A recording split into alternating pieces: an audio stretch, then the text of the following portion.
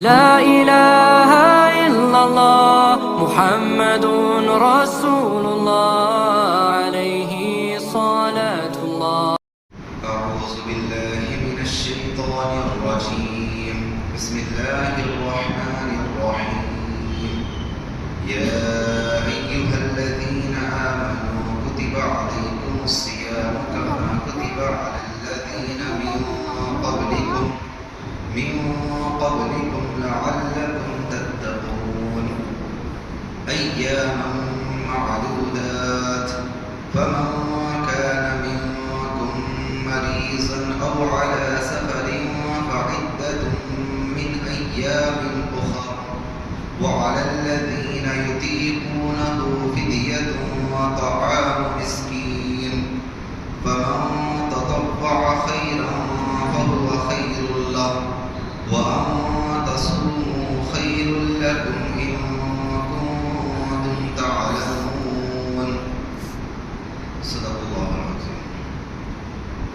یہ سورۃ البقرہ کی آیت نمبر 183 اور 84 ہے، جس میں اللہ تبارک و تعالیٰ نے بلا واسطہ ڈائریکٹ امت محمدیہ صلی اللہ علیہ وسلم کو مخاطب فرمایا ہے، اور یہ قرآن مجید کی وہ 5ویں آیت ہے جس میں اللہ تبارک و تعالیٰ نے بلا واسطہ امت کو مخاطب فرمایا ہے. اس آیت مبارکہ کے اندر اللہ تبارک و تعالیٰ نے روزے کی فرضیت کا اور اس کے احکام کا تذکرہ فرمایا ہے. اس آیت کا پہلے ترجمہ سن لیں. یا ایھا الذین آمنوا، اے ایمان والو، کتب علیکم الصیام، تم پر روزے فرض کیے گئے، کما کتب علی الذین من قبلکم، جیسا کہ تم سے پہلے والے لوگوں پر روزے فرض کیے گئے، لعلکم تتقون، تاکہ تم پرہیزگار بن جاؤ، ایام معدودات، کہ چند دن روزے رکھ لو، فما کان منکم مریضا او علی سفر، بس تم میں سے جو شخص بیمار ہو یا سفر پر ہو، فعدۃ من ایام اخر، تو وہ دوسرے دن گنتی کر کے وہ اس کی قضا کر لے. وعلی الذین یطیقونہ فدیۃ طعام مسکین، اور وہ لوگ جو روزہ رکھنے کی طاقت رکھتے ہیں تو ان کا فدیہ ہے ایک مسکین کا کھانا کھلانا. وما تطوع خیرا فهو خیر اللہ، بس جو شخص اپنی خوشی سے خیر تلاش کرے تو وہ اس کے لیے بہتر ہے. وَأَن تَصُومُوا خَيْرٌ لَكُمْ، اور یہ کہ وہ لوگ جو روزہ رکھتے ہیں کہ تمہارے لیے بہتر ہے، ان کنتم تعلمون، اگر تم جانتے ہو. حضرت عبداللہ بن عمر رضی اللہ تعالیٰ عنہ سے مروی ہے کہ آقا دو جہاں صلی اللہ علیہ وسلم نے فرمایا، اسلام کی بنیاد 5 ستونوں پر ہے، 5 چیزوں پر ہے. نمبر 1، اس بات کی گواہی دینا کہ اللہ کے علاوہ کوئی عبادت کے لائق نہیں اور محمد صلی اللہ علیہ وسلم اللہ کے رسول ہیں. نمبر 2، نماز قائم کرنا. نمبر 3، زکوٰۃ ادا کرنا. نمبر 4، رمضان المبارک کے روزے رکھنا. نمبر 5، حج کرنا. نماز اور روزہ یہ بدنی عبادت ہے، یعنی اس کا تعلق بدن سے ہے. زکوٰۃ یہ مالی عبادت ہے، اس کا تعلق مال سے ہے. اور حج یہ بدنی اور مالی دونوں طرح کی عبادت ہے. اور یہ تمام عبادتیں اپنے اپنے وقت پر انجام دی جاتی ہیں. نماز اپنے وقت پر فرض ہے، اور اسی طریقے سے زکوٰۃ جب 1 سال مال پر مکمل ہو جائے تب زکوٰۃ فرض ہے. اور اسی طریقے سے رمضان المبارک کا جب مہینہ آ جائے تو پھر رمضان کے روزے رکھنا یہ فرض ہے. اور حج ذوالحجہ کے مہینے میں فرض ہے. اور اللہ کے نبی صلی اللہ علیہ وسلم نے فرمایا ہے کہ اللہ تبارک و تعالیٰ نے روزے کو فرض فرمایا ہے، اور روزہ ڈھال ہے. روزہ ڈھال ہے اس کے لیے جہنم کی آگ سے حفاظت کے لیے، جب تک کہ اس کو پھاڑ نہ ڈالے. پھاڑنے سے کیا مراد ہے؟ جب انسان گناہ کرے گا یا پھر نافرمانی کرے گا یا پھر اللہ تبارک و تعالیٰ کے حکموں کی خلاف ورزی کرے گا تو پھر اس کا روزہ باقی نہیں رہے گا، اس کا روزہ پھٹ جائے گا۔ ظاہری گناہ کرنے سے انسان کا روزہ تو نہیں ٹوٹتا، البتہ روزے کا ثواب جو ملنا ہے وہ باقی نہیں رہتا، وہ اس کو نہیں ملتا۔ ایک حدیث میں اللہ کے نبی صلی اللہ علیہ وسلم نے فرمایا ہے کہ جو روزے دار ہے اس کے لیے لازم ہے، اس کے لیے ضروری ہے کہ وہ گالی گلوچ نہ کرے۔ جب سامنے والا خود سے گالی گلوچ کرے تو اس کو چاہیے کہ وہ کہے کہ میں روزے سے ہوں، میں گالی نہیں دے سکتا۔ ایک اور موقع پر اللہ کے نبی صلی اللہ علیہ وسلم نے فرمایا ہے کہ جو کوئی غیبت کرتا ہے یا پھر چغلی کرتا ہے یا کوئی گناہ کا کام کرتا ہے تو اس کا روزے کا ثواب جاتا رہتا ہے۔ اور ایک موقع پر اللہ کے نبی صلی اللہ علیہ وسلم نے فرمایا بہت سے روزے دار ایسے ہیں کہ جن کو بھوکا پیاسا رہنے کے علاوہ کچھ نہیں ملتا، یعنی کہ انسان جب گناہ کا کام کرے گا روزے کی حالت میں، باوجود یہ کہ انسان روزہ رکھ رہا ہے ثواب کی نیت سے، انسان روزہ رکھ رہا ہے نیکیاں کمانے کی نیت سے، لیکن جب روزے کی حالت میں انسان گناہ کا کام کرے گا تو صرف بھوکا اور پیاسا رہنے کے علاوہ اس کو کچھ نہیں ملے گا۔ تو انسان کو چاہیے کہ وہ روزے کی حالت میں گناہ کے کام نہ کیا کرے۔ انسان یہ سمجھتا ہے کہ روزہ نام ہے صرف کھانے پینے سے رکنے کا اور نفسانی خواہشات سے رکنے کا، اس کا نام روزہ ہے۔ علماء کرام فرماتے ہیں انسان کے جسم کے جتنے اعضاء ہیں ان تمام اعضاء کا بھی روزہ ہے۔ انسان کی آنکھ کا بھی روزہ ہے۔ آنکھ کا روزہ کیا ہے کہ انسان غلط چیزوں کو نہ دیکھے۔ انسان کی زبان کا روزہ ہے۔ زبان کا روزہ کیا ہے کہ انسان اپنی زبان سے فحش گفتگو نہ کرے۔ انسان کے کان کا بھی روزہ ہے کہ انسان اپنے کانوں سے گانے وغیرہ اور فحش چیزیں نہ سنے۔ اسی طرح انسان کے ہر عضو کا روزہ ہے۔ تو انسان کو چاہیے کہ مکمل احتیاط کے ساتھ روزہ رکھے، اور روزے رکھنے کے بہت سارے فوائد اللہ کے نبی صلی اللہ علیہ وسلم نے بیان فرمائے ہیں۔ اور ایک موقع پر اللہ کے نبی صلی اللہ علیہ وسلم سے پوچھا گیا کہ وہ کون سی چیزیں ہیں جس کی وجہ سے انسان جہنم میں داخل ہوتا ہے، تو اللہ کے نبی صلی اللہ علیہ وسلم نے فرمایا الفم والفرج، یعنی کہ منہ اور شرمگاہ، ان دو چیزوں کی وجہ سے اکثر انسان جہنم میں داخل ہوتا ہے۔ اور جب کوئی انسان روزہ رہتا ہے تو یہ دونوں چیزوں پر اس کا کنٹرول ہوتا ہے، یعنی کہ انسان اپنے منہ سے نہ کوئی غلط بات کہہ سکتا ہے، انسان اپنے منہ سے کوئی چیز کھا وغیرہ نہیں سکتا، اور انسان اپنی شرمگاہ کی بھی حفاظت کرتا ہے۔ اور ایک موقع پر اللہ کے نبی صلی اللہ علیہ وسلم نے فرمایا ہے کہ جو کوئی مجھے ان دو چیزوں کی ضمانت دے گا میں اسے جنت کی ضمانت دوں گا۔ وہ دو چیزیں کیا ہیں؟ ایک تو زبان اور دوسری شرمگاہ۔ ان دو چیزوں کی اگر مجھے کوئی ضمانت دے گا تو میں اسے جنت کی ضمانت دیتا ہوں۔ تو اللہ کے نبی صلی اللہ علیہ وسلم فرمانا چاہتے ہیں کہ جب کوئی انسان روزہ رکھتا ہے تو روزہ رکھنے سے یہ دو چیزیں اس کی محفوظ ہو جاتی ہیں، جس کی وجہ سے انسان اکثر گناہوں سے محفوظ ہو جاتا ہے، اکثر گناہوں سے محفوظ ہو جاتا ہے۔ اور اسی طریقے سے رمضان کا مہینہ ایک تربیت کا مہینہ ہے۔ جب انسان رمضان کے مہینے کے اندر یہ دو گناہوں سے، ان دو چیزوں کے گناہوں سے جب انسان محفوظ رہے گا تو پھر پورا سال بھی انسان ان دو چیزوں کے گناہوں سے بچنے کی مکمل کوشش کر سکتا ہے۔ اور اسی طریقے سے اللہ تبارک و تعالیٰ نے فرمایا ہے کہ تم پر بھی روزے فرض کیے گئے اور تم سے پہلے جو قومیں گزری ہیں ان پر بھی روزے فرض کیے گئے تھے۔ ایسا نہیں کہ تم ہی پر فرض کیے گئے بلکہ ان پر بھی فرض کیے گئے۔ اور اللہ کہ نبی صلی اللہ علیہ وسلم جب مکہ المکرمہ سے مدینہ منورہ کی طرف ہجرت فرماتے ہیں تو اللہ کے نبی صلی اللہ علیہ وسلم ہر مہینے کے 3 دن روزہ رکھا کرتے تھے، ہر مہینے کے 3 دن روزہ رکھا کرتے تھے۔ اور اسی طریقے سے اللہ کے نبی صلی اللہ علیہ وسلم یوم عاشوراء کا بھی روزہ رکھا کرتے تھے، یعنی کہ 10 محرم کا بھی اللہ کے نبی صلی اللہ علیہ وسلم روزہ رکھا کرتے تھے۔ اور اسی طریقے سے جو روزے کی فرضیت کا جو حکم آیا ہے وہ سن 2 ہجری میں آیا ہے۔ 2 ہجری میں یہ حکم آیا ہے کہ اے ایمان والو تم پر روزے فرض کیے گئے، لیکن جب یہ حکم آیا تو اس میں یہاں پر ایک اشارہ یہ تھا کہ اگر تم روزہ رکھنا چاہو تو رکھ سکتے ہو، اگر روزہ نہیں رکھنا چاہتے باوجود یہ کہ تم طاقتور ہو، باوجود یہ کہ تم روزہ رکھ سکتے ہو، اس کے باوجود بھی اگر تم روزہ نہیں رکھنا چاہتے تو تم روزے کا فدیہ بھی دے سکتے ہو۔ یہ ابتدائی حکم تھا۔ جب روزہ شروع میں جب فرض کیا گیا تو اس وقت اختیار دیا گیا تھا کہ اگر تم چاہو تو روزہ رکھ سکتے ہو، اگر چاہو تو تم فدیہ بھی دے سکتے ہو۔ وہ فدیہ کیا ہوگا؟ وہ ایک مسکین کو کھانا کھلانا 2 وقت کا۔ اگر چاہو تو یہ بھی کر سکتے ہو یا چاہو تو روزہ بھی رکھ سکتے ہو. لیکن پھر دوسری آیت میں اللہ تبارک و تعالیٰ نے فرمایا شہر رمضان الذی انزل فیہ القرآن. اس آیت مبارکہ کے اندر اللہ تبارک و تعالیٰ نے فرمایا کہ تم پر روزے اب رکھنا لازم ہے. یعنی وہ پہلے والا جو حکم تھا کہ چاہو تو روزہ رکھ سکتے ہو چاہو تو نہیں رکھ سکتے ہو، وہ حکم اب ختم ہو چکا ہے. اب تم پر روزے رکھنا ہر حالت میں فرض ہے، مگر ان لوگوں پر فرض نہیں جو مسافر ہو. ابھی بھی یہ حکم باقی ہے، یعنی کہ جو مسافر ہے. مسافر کسے کہتے ہیں؟ حنفیہ کے نزدیک اگر کوئی 48 میل کی سفر کا ارادہ رکھتا ہو، 48 میل کے سفر کا ارادہ رکھتا ہو تو وہ مسافر شمار کیا جائے گا. 48 میل کا اگر کوئی سفر کا ارادہ رکھتا ہو، 48 میل اگر ہم کلومیٹر کے حساب سے اگر دیکھیں تو دور حاضر کے اندر 78 کلومیٹر 78 کلومیٹر اس کا شمار بنتا ہے. اگر کوئی اس سے زیادہ کے سفر کا ارادہ رکھتا ہے تو وہ مسافر شمار کیا جائے گا.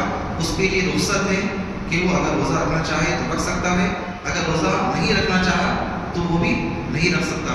تو وہ اس کے لیے اختیار ہے، اس کے لیے اللہ تبارک و تعالیٰ نے چوائس دے دی ہے.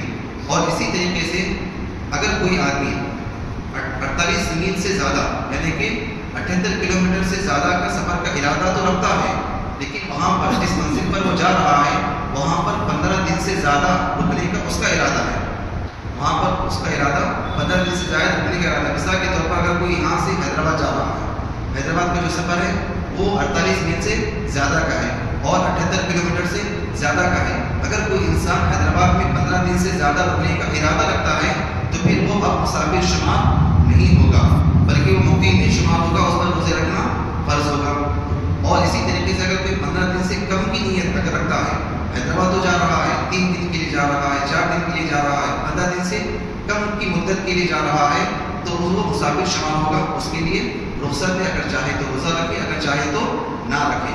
اور اسی طریقے سے اللہ کے نبی اللہ تبارک و تعالیٰ نے فرمایا ہے کہ اگر کوئی مریض ہے، اگر کوئی بیمار ہے تو اس کے لیے بھی رخصت ہے کہ اگر وہ چاہے تو روزہ رکھے اگر چاہے تو نہ رکھے. نہ رکھنے سے مراد یہ نہیں ہے کہ بالکل اس پر روزے کی فرضیت ختم ہو جائے گی، نہیں، بلکہ جب رمضان کا مہینہ گزر جائے گا تو بعد میں ان روزوں کی قضا کرنا اس پر لازم ہے. اللہ تبارک و تعالیٰ نے فرمایا کہ فعدۃ من ایام اخر، تو جتنے روزے تم چھوڑ رہے ہو سفر کی مجبوری کی وجہ سے یا بیماری کی مجبوری کی وجہ سے، تم ان کو شمار کر کے بعد میں ان روزوں کی قضا کرو. اور قضا کرنے کے بارے میں مسئلہ یہ ہے اگر چاہیں تو پورے روزوں کی قضا ایک ساتھ بھی کر سکتے ہیں، اگر چاہے تو ایک روزہ رکھیں بعد میں ایک روزہ رکھیں بعد میں ایک روزہ رکھیں، اس طریقے سے بھی روزوں کی قضا کر سکتے ہیں. اور اسی طریقے سے اللہ تبارک و تعالیٰ نے یہاں پر ایک روزے کا جو فدیہ بتایا ہے وہ مسکین کو کھانا کھلانا ہے. ایک مسکین کو 2 وقت کا کھانا کھلانا یہ ایک روزے کا فدیہ ہے. اگر کوئی شخص کھانا کھلانے کے بجائے اگر کوئی صدقہ فطر دینا چاہے تو وہ بھی دے سکتا ہے. صدقہ فطر کتنا ہوتا ہے؟ وہ 2.25 کلو گیہوں، یہ ایک روزے کا فدیہ ہے. اگر کوئی گیہوں کی شکل میں اگر کوئی اپنے روزے کا فدیہ دینا چاہے تو وہ 2.25 کلو گیہوں کسی مسکین کو دے دے. اگر کوئی اپنے روزے کا فدیہ کشمش کی شکل میں یا کھجور کی شکل میں دینا چاہتا ہے تو اس پر یہ لازم ہے کہ وہ 3.5 کلو دے. 3.5 کلو کھجور 3.5 کلو کشمش وہ ایک روزے کا فدیے کے طور پر وہ ادا کرے. اور اسی طریقے سے ایک بات ذہن میں یہ بھی رکھ لینی چاہیے کہ یہ فدیے کا مسئلہ کب آتا ہے؟ جب انسان بعد میں بھی روزہ نہیں رکھنے کی طاقت رکھتا ہو، یعنی کہ بالکل اتنا زیادہ بڑا ہو یا بالکل اتنا زیادہ بیمار ہو چکا ہو کہ اب اس کی شفا یاب ہونے کی امید باقی نہیں رہی، اس کی تندرست ہونے کی امید باقی نہیں رہی، یا کوئی اتنا زیادہ بڑا ہے کہ وہ بعد میں بھی روزہ نہیں رکھ سکتا، تو اس کے لیے مسئلہ ہے کہ وہ بعد میں فدیہ ادا کرے، وہ روزے کا فدیہ ادا کرے. اور اگر کوئی تندرست ہے، وقتی طور پر بیمار ہو گیا تو اب اس پر یہ لازم ہے کہ جب وہ صحت یاب ہو جائے گا تو پھر وہ روزوں کی قضا ہی کرے. اور اسی طریقے سے یہاں پر ایک مسئلہ یہ بھی ذہن نشین کر لینا چاہیے کہ اگر کوئی اس طرح سے بیمار تھا کہ اب اس کے شفایاب ہونے کی امید نہیں تھی، لیکن وہ بعد میں شفایاب ہو گیا، اللہ کا کرنا ایسا ہوا کہ وہ بعد میں شفایاب ہو گیا، بعد میں صحت مند اور تندرست ہو گیا، لیکن وہ روزوں کا فدیہ ادا کر چکا تھا. تو اب کیا مسئلہ ہوگا؟ اب اس کے لیے مسئلہ یہ ہوگا کہ وہ پھر سے روزوں کی قضا کرے. البتہ وہ جو روزوں کا جو فدیہ اس نے دیا ہے اس کا ثواب اس کو الگ سے ملے گا، اس کا ثواب اس کو الگ سے ملے گا. اور اسی طریقے سے یہاں پر ایک مسئلہ یہ بھی آتا ہے کہ جب روزوں کی فرضیت کا شروع میں جب اعلان ہوا تھا تو اس وقت یہ حکم تھا کہ جیسے کہ انسان رات میں کھا لے اور پی لے اور سو جائے تو سونے کے بعد سے ہی انسان کا روزہ وہ شروع ہو جاتا ہے. شروع زمانے میں جب روزے کی فرضیت کا اعلان ہوا تھا، حکم آیا تھا، تو طریقہ کار یہ تھا کہ جب انسان رات کو سو جائے تو سوتے ہی انسان کا روزہ شروع ہو جاتا تھا. ایک مرتبہ ایسا ہوا کہ ایک صحابی ہیں جن کا نام ہے حضرت سرما. یہ دن بھر کام کیے، دن بھر مزدوری کی، رات کو جب گھر آئے تو بہت زیادہ تھکے ہوئے تھے، تو لہٰذا بستر پر آتے ہی ان کی نیند لگ گئی اور جب اٹھے تو بالکل صبح ہو چکی تھی. تو لہٰذا انہوں نے بغیر سحری کے ہی روزہ رکھ لیا. تو بغیر سحری کے روزہ رکھنے کی وجہ سے، بغیر کچھ کھائے پیے کے روزہ رکھنے کی وجہ سے ان کے جسم پر کمزوری کے آثار نظر آنے لگے، جس کو اللہ کے نبی صلی اللہ علیہ وسلم نے محسوس کیا. اور اللہ کے نبی صلی اللہ علیہ وسلم نے پوچھا کیا بات ہے سلما بہت کمزور نظر آ رہے ہیں؟ تو سلما رضی اللہ تعالیٰ نے سارا واقعہ بیان کیا. ایک اور واقعہ حضرت عمر رضی اللہ تعالیٰ کے متعلق پیش آیا کہ حضرت عمر رضی اللہ تعالیٰ کھا لیے تھے، پی لیے تھے، پھر سو گئے. سونے کے بعد پھر انہوں نے جاگ کر اپنی بیوی سے یا پھر اپنی باندھی سے انہوں نے جمع کیا اور پھر صبح اللہ کے نبی صلی اللہ علیہ وسلم کی خدمت میں آئے اور آ کر اپنے رات کا واقعہ بیان کیا کہ میں سو گیا تھا، پھر اٹھا اور اٹھ کر اپنی بیوی سے یا پھر باندھی سے میں نے جمع کیا. تو پھر اللہ تبارک و تعالیٰ نے یہ آیت مبارکہ نازل فرمائی احل لکم لیلۃ الصیام الرفث الی نسائکم.